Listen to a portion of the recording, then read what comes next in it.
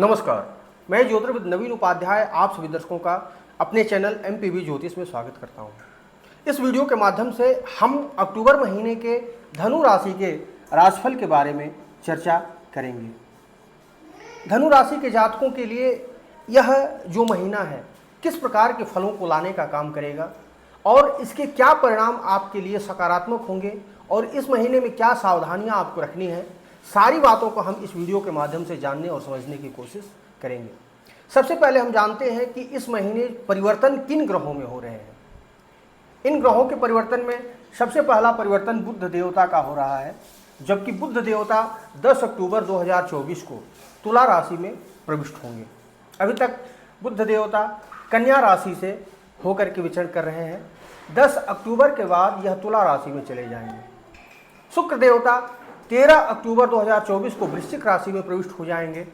सूर्य तुला राशि में 17 अक्टूबर 2024 को प्रविष्ट होंगे और मंगल अपनी नीच राशि यानी कर्क राशि में 20 अक्टूबर 2024 को प्रविष्ट हो जाएंगे। तो इस प्रकार से ग्रहों का यह जो परिवर्तन है आपके लिए क्या प्रभाव लाने का काम करेगा, एक एक चीज के बारे में हम चर्चा करेंगे। सबसे पहले हम स्वास्थ्य के बारे में जानते हैं। धनु राशि के जातकों के लिए स्वास्थ्य के दृष्टिगत यह महीना कैसा रहेगा। धनु राशि के जातकों के लिए स्वास्थ्य का भाव यानी कि आपकी राशि अथवा आपका लग्न, यह 9 नंबर जहां लिखा है 9 नंबर का खाना यह है और इसके स्वामी बृहस्पति देवता छठे भाव में गए हुए हैं। आपके लग्न के भाव के स्वामी, स्वास्थ्य के स्वामी छठे भाव में गए हुए हैं और वह भी 9 अक्टूबर से वक्री हो जाएंगे। तो छठा भाव आप जानते हैं कि शत्रु का, रोग का, ऋण का है, तो कहीं न कहीं गुरु का छठे भाव में जाना और वक्री हो जाना, वक्री होने के बाद एक राशि पूर्व का फल देने लगेंगे।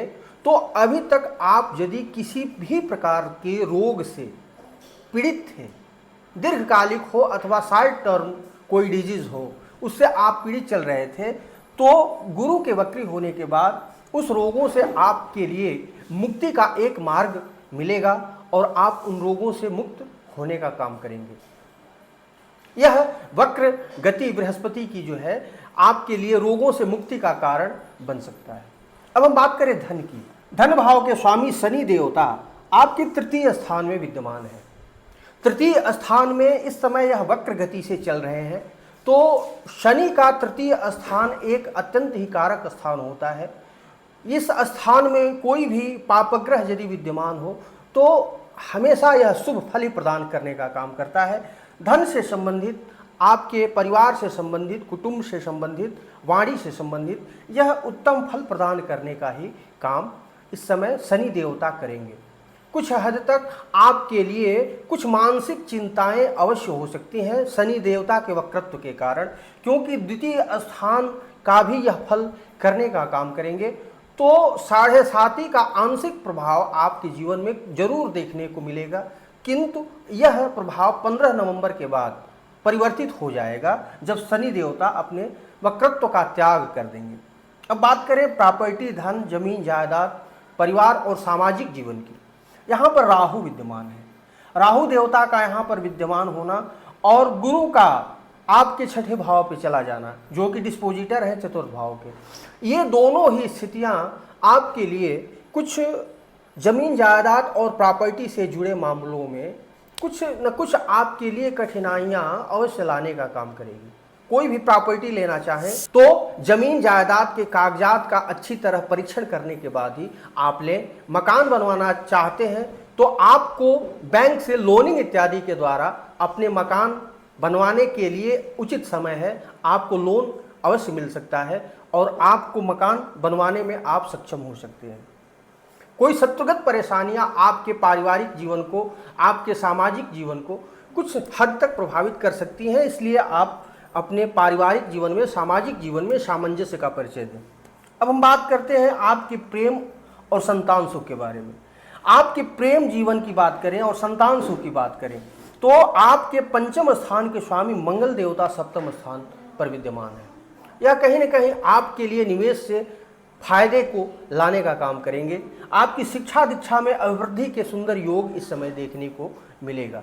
पंचमेश मंगल का सप्तम स्थान में जाना एक प्रकार से केंद्र त्रिकोण का एक योग और युगपत प्रभाव लेकर के आने का काम कर रहा है। यह आपके बुद्धि, विवेक, सामंजस्य, प्रेम जीवन में अत्यंत ही उन्नत परिस्थिति का निर्माण करेगा। प्रेमी स्वजन से आपको पूर्ण सहयोग देखने को मिलेगा। संतान सुख में अभिवृद्धि देखने को मिलेगी। 20 अक्टूबर के बाद यह कर्क राशि में चले जाएंगे, तो कर्क राशि में जाने के बाद मंगल देवता आपके लिए टेंशन, डिप्रेशन के कारण बन सकते हैं। आपके लिए संतान से कुछ जुड़ी हुई मानसिक चिंताएं आपको देखने को मिल सकती हैं। आपके शिक्षा दीक्षा में कोई ना कोई बाधा, कोई ना कोई अवरोध आ सकती है। यदि आप कहीं निवेश किए हुए हैं तो उस निवेश में आपके लिए कुछ न कुछ लॉसेस देखने को मिल सकता है। इसलिए 20 अक्टूबर के बाद अपने किए गए निवेश पर आपको फोकस करने की आवश्यकता है और पूर्णतः परीक्षण करने के बाद भी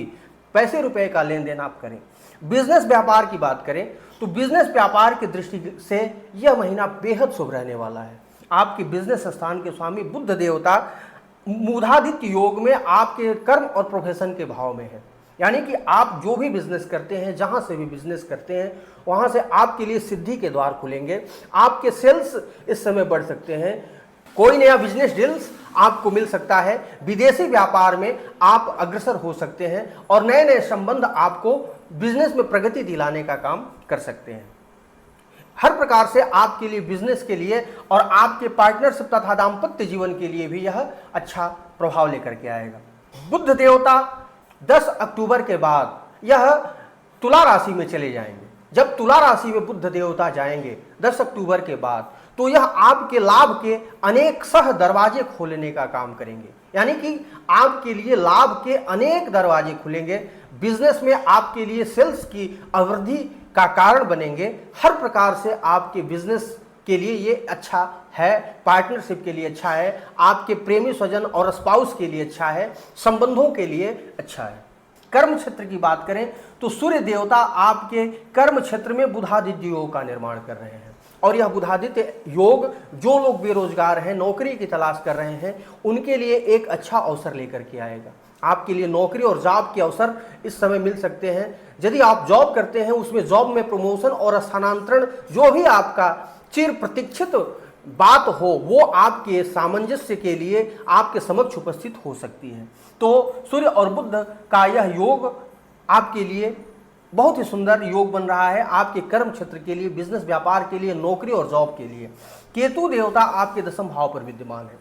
केतु देवता हालांकि आपको थोड़ा सा संघर्ष अवश्य करवाएंगे, सामान्य से ज्यादा संघर्ष करना पड़ेगा, किंतु यह संघर्ष आपके लिए हर प्रकार से पॉजिटिव इंपैक्ट लाने का काम करेगा। लाभ भाव पर शुक्र देवता विद्यमान है। शुक्र देवता भोगों के कारक हैं, हर प्रकार के सांसारिक सुखों के कारक हैं और वह लाभ भाव पर मूल त्रिकोण स्थान पर स्थित होकर के विद्यमान हैं। तो कहीं न कहीं यह आपके जीवन में हर प्रकार के सुख भोग की सामग्री आपको लाने का काम करेंगे। आपकी हर मनोकामनाओं को सिद्ध करने और कराने का भी काम करेंगे। तो यह आपके लाभ और मनोकामना पूर्ति के दृष्टिगत बहुत ही शुभ योग का निर्माण इस समय हो रहा है। इस अवधि में आपके लिए लाभ और मनोकामना पूर्ति तथा शुभचिंतकों से हर प्रकार से आपको सहयोग देखने को मिलेगा।